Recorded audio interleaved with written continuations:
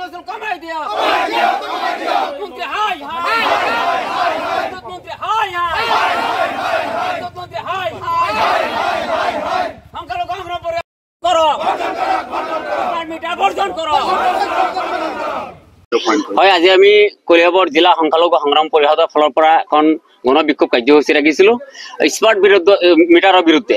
কাৰণ স্মাৰ্ট মিটাৰে মানুহক বহুত জলকলা খুৱাইছে, মানুহক জুৰুলা কৰি দিছে। যিজন মানুহৰ এক মাহত বিল আহিছিলে 300 টকা, সেইজন মানুহে এতিয়া এক মাহত বিল দিব লাগে 1200 টকা। এনেকুৱা অৱস্থা হৈছে।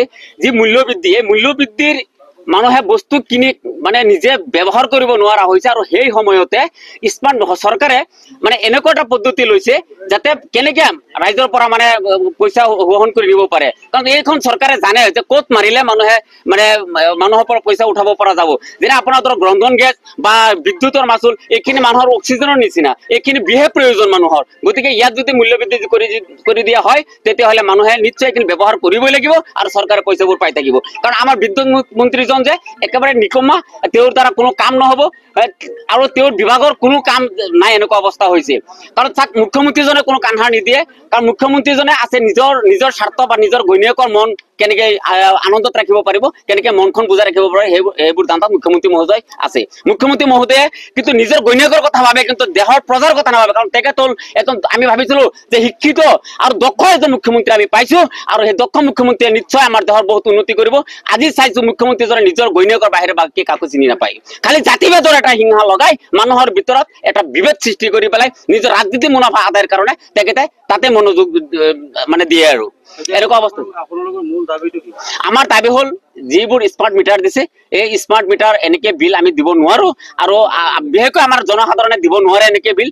গতিকে এই স্মাৰ্ট মিটাৰবোৰ যাতে চৰকাৰে খুলি লৈ যায়, আমাৰ আগৰ যেনেকে মিটাৰ পুৰণা মিটাৰ যিখিনি আছিলে সেই মিটাৰখিনি যাতে ব্যৱহাৰ হয়, আৰু আমি তেনেকে আমি বিল দি যাম। কাৰণ আমি ইমানবোৰ বিল আমি সদায় মানুহে আমি বিল দিব নোৱাৰো, বিদ্যুৎ মাচুল কমাব লাগিব। কাৰণ দিল্লীৰ নিচিনা ঠাইত যদি বিজেপি চৰকাৰ নহয় তাত, গতিকে তাতো যদি বিদ্যুৎ যদি ফ্ৰীকে দিব পাৰে, ভাৰতবৰ্ষৰ বিভিন্ন ৰাজ্যত বিদ্যুৎ ফ্ৰীকে দি আছে, কিন্তু আমাৰ অসমত যেতিয়া বিজেপি চৰকাৰ, কেন্দ্ৰত বিজেপি চৰকাৰ, কিন্তু আমাৰ অসম চৰকাৰ বিদ্যুৎ বিল দিনে দিনে বঢ়াই আছে আৰু মানুহক মাধমাৰ দি আছে। গতিকে বিদ্যুৎ বিল কমাব লাগে, যাতে বিদ্যুৎ বিল দিব গৈ পেলাই যাতে মানুহৰ চকু পানী টুকিব লগা নহয়। আৰু এটা সময়ত নিশ্চয় আপোনালোকে জানিব যে এই বিদ্যুৎ বিলৰ কাৰণে হয়তো এই চৰকাৰ লটিগটি হ'ব।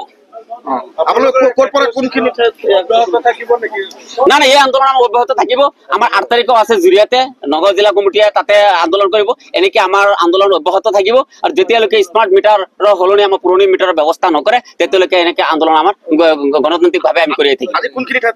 আজি আমি কলিয়াবৰ জিলা সমিতিয়ে লাওখা উন্নয়ন খণ্ডৰ আগতে কৰিছো। আমি পাঞ্জাৱ নেশ্যনেল বেংকৰ পৰা, চিংমাৰী পাঞ্জাৱ নেশ্যনেল বেংকৰ পৰা আমি উন্নয়ন খণ্ডলৈ আহিছো। আমি বিডিঅ মহোদয়ৰ জৰিয়তে আমি স্মাৰক পত্ৰ অসমৰ বিদ্যুৎ মন্ত্ৰী, নগাঁও জিলা আয়ুক্ত আৰু SDO চামাগুৰি তেখেতসকললৈ আমি স্মাৰক পত্ৰ আমি পঠিয়াম। তাৰ কাৰণে আমি আজি এই কাৰ্যসূচী হাতত লৈছো। খবৰ মানে এনি লাইভ 24/7 আৰু এনি লাইভ ডিজিটেল। যিকোনো খবৰৰ বাবে যোগাযোগ কৰক 9387734920 আমাৰ এই নম্বৰত।